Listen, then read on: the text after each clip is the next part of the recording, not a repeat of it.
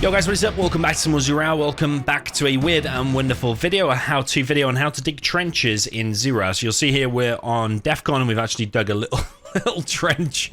Probably not the best form of a trench. It probably would be best to go horizontal, but the way we've done it is by placing scaffolds deeper and deeper into the hill until we made a nice little gorge where the fire base has been placed. So I'm going to show you how to do that in this video. I would not recommend doing this in competitive play or online or anything.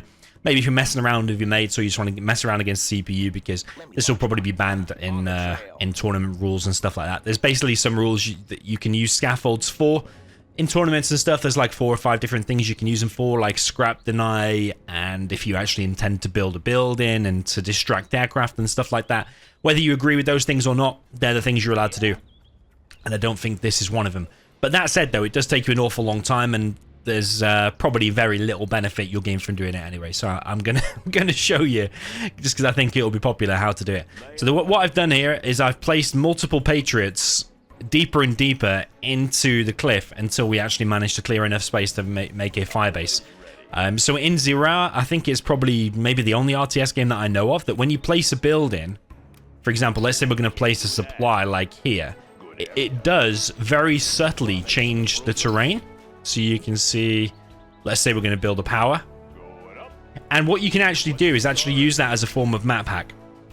Because if there's a player here, an enemy China, and you think he's going to do a forward war factory, and all of a sudden, even under the fog, you see that terrain there change, it's very likely he's placed a barracks or a war factory there. So you can use it as kind of a little bit of a, if you want to call it map hack, or you can see what's going on under the fog. And then you could also waypoint scout just to verify it. But if you see the terrain alter, it's a lot. One of the things that pros, if they notice the terrain's changed, then yeah, that's another tip in itself. But anyway, what we've done here is actually built a firebase deep in the cliff. It is actually useful here because if these were enemy missile defenders, the firebase can actually shoot at the missile defenders and at this firebase. But if these missile defenders or whatever unit it is wants to kill this firebase, they have to actually go really close. They can't just like fire from there like they normally would. So in that time, it could actually be a benefit, because by that time the firebase might have actually killed whatever unit is coming to it, whether it be GATs or Battle Masters or whatever, GLA quads or anything. They'd have to come really close to shoot it. So the way we've done it is by placing, well, first of all, I started off with a firebase. Let's say like here, for example. And we're just going to place it ever so gradually. It does take time, and you probably will be dead if you're trying to do this in any kind of a high-level game.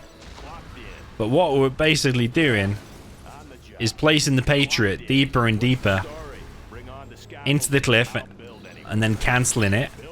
So you could say it's a form of abuse, adjusting the terrain to your liking. It does get a little bit difficult at times. And I'm sure there's more extreme things. I've seen a guy called Goldfish do this before. He must have spent like 2 hours and he basically altered the entire map.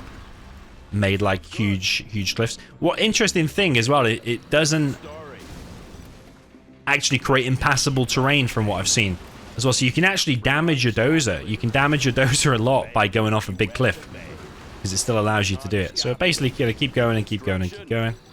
And you can basically dig. We are digging. This is going to be trench warfare kind of stuff.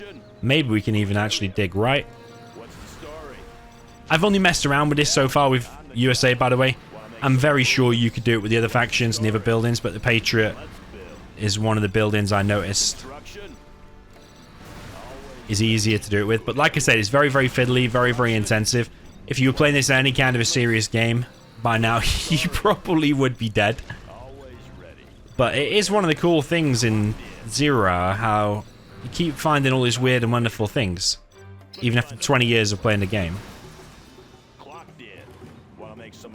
And yeah, you can actually interact with the terrain. One thing it got me thinking is, if scaffolds are actually capable of doing this, then I think it would be cool actually if the nuclear missile of China actually left the crater as well. Because we all know the nuke against like GLA is not that devastating. But I think it could be a little bit more devastating, at least if it left a big crater. I think that could be pretty cool.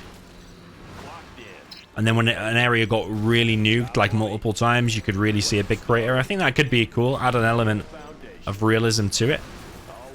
But anyway, we've cleared a bit of space now. We can now place our fire base. And we basically made a bit of trench warfare going on. We can now bunker that. I should have made some vehicles, shouldn't I? So then we could send an army of these in and see what that looks like. We could make a load of those, actually. Let's get to work. Yeah, keep them busy. That one, laying the foundation. Yeah, it's just a little fun thing I thought of. I don't know why I get these weird and wonderful ideas. I'm not trying to encourage people to use this to their advantage in a tournament or something, because I don't even think it's that much use. In fact, most of the time you might actually end up blocking your shots of the firebase. Can I still reach that, for example? It does have to reach higher in the air, I notice, which means its turning does seem to be longer as well. But I'm sure. Let's make a few Crusaders. A few Avengers. Alright, let's just get them all up there. I just want to see what it looks like when they're all moving around it. Yeah, I'm not trying to encourage any cheating or any malicious activity. It's just literally a bit of fun. Something I think probably 99% of people watching this video I've never seen before.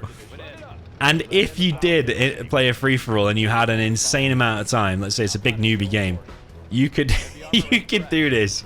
You will get in trouble if someone reports you. But you see, I'm taking damage.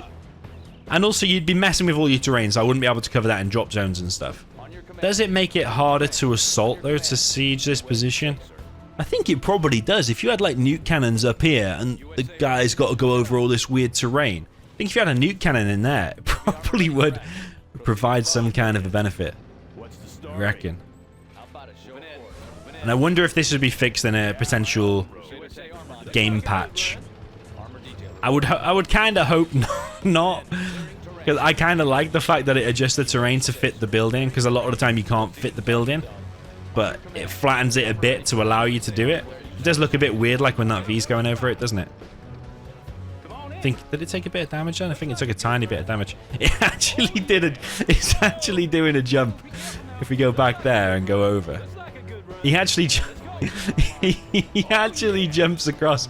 Got a little bit of airtime there, so you could probably do a competition with yourself to see how much airtime you can get. There's an Avenger. Because the V's faster, it can actually make the jump. Anyway, yeah, just a little bit of fun. Trench warfare in Zero. You never knew that, did you? I can guarantee you probably the only person who knew about this is Goldfish, who I saw do it probably a year ago. But yeah, credit to him. Anyway, GG, well played, and see you in the next one.